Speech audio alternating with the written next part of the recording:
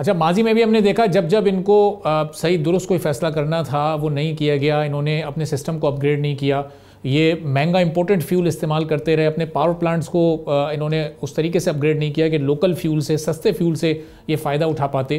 तो ये अब इंटेंशनली अगर ये नहीं किया गया तो क्या ये सिर्फ गफलत कहलाएगी या ये मुजरमाना गफलत है और उसके नतीजे में भी फिर कोई कार्रवाई बनती है? तहकीकात का आप लोगों का या इन्वेस्टिगेशन का दायरा वहाँ तक जाएगा? आपकी मैं बात को आगे बढ़ाऊंगा। इनको एक्चुअली बेसिकली इन्वेस्टमेंट करना था जो इन्होंने नहीं किया। इनका बेसिक एग्रीमेंट जिसकी बुनियाद, जिसके अंदर, जिस जूते में इन्होंने पांव रखा है, उस चीज को देखना पड़ेगा पूरी तरीके से। और वो मैटर्स अब भी सुप्रीम कोर्ट में पेंडिंग है।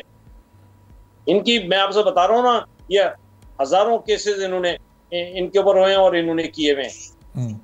इन्होंने ऐसे ऐसे मसलों पे किए हुए हैं कि आप इसका सोच ही नहीं सकते।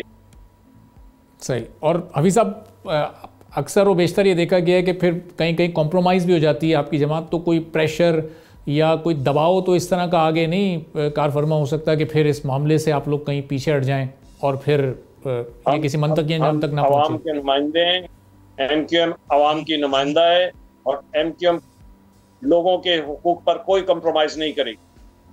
मैं आपको एश्योरेंस दिलाता हूं इस बात की, कोई कंप्रोमाइज नहीं होगा वो लोगों के हुकूक के ऊपर।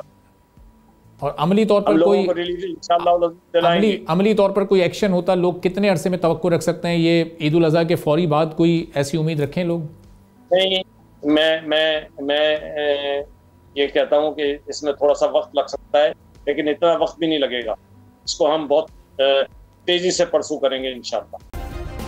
सब्सक्राइब करें और बेल दबाएं ताकि कोई खबर रह न जाए।